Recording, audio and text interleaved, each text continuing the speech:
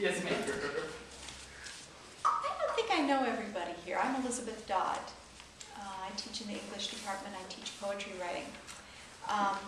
And this is my most recent poem, which Jimbo Ivey, the publisher, editor, creator, inventor of the Hype Weekly, very kindly asked to include in this week's issue. And it's got Latin in it, and I don't think I can pronounce it. I just stumbled through it.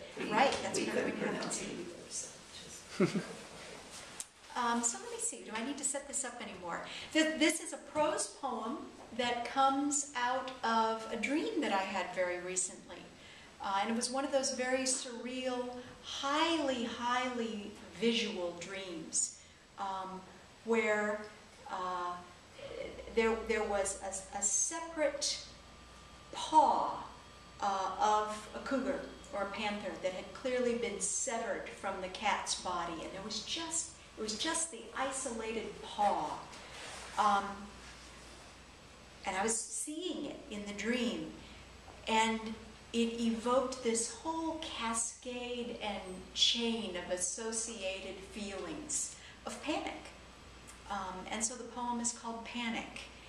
And by about the third verse paragraph, I start riffing on the etymological roots of the word panic, which is related to the god Pan.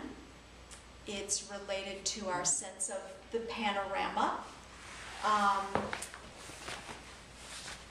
And I think maybe that's all you need for this poem. Panic. In the dream, the panther's paw balanced on its pads like beanbag-based ashtrays from the 1970s. Oh my God. Like one of those horrific severed hands from an ape cupping a thin line rising of smoke. Pan paniscus, Pan troglodytes. The fist, those are apes, those are great apes. The fist of a cougar chopped at the wrist.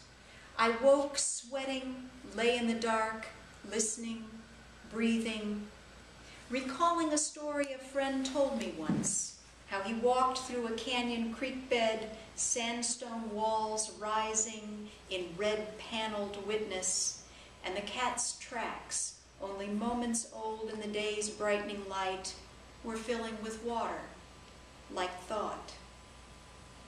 The king would eat only of the panic bread, as he had been wont to do.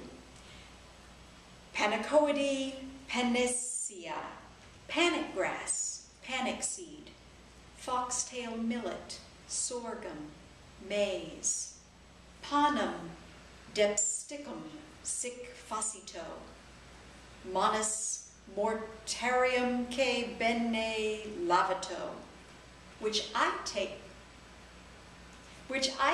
to mean, make kneaded bread thus. Wash your hands and trough well. I lay in the dark, remembering, lying awake, in the dark, listening. That day, Carl had come back into camp. I just saw a mountain lion. Let's look for its tracks in the snow. Drumbeat of boots over the bridge, the autumn dry stream.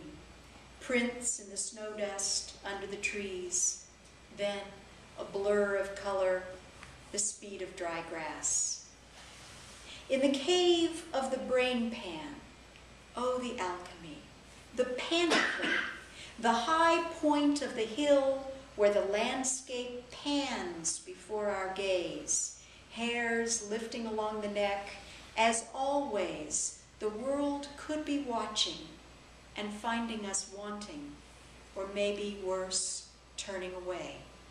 Turning. No, no, no.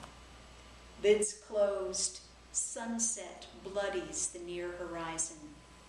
Over the lake, such a thin pane of ice.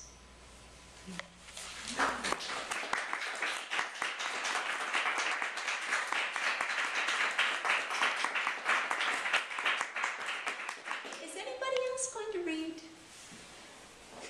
Any of you? Could we have more applause for our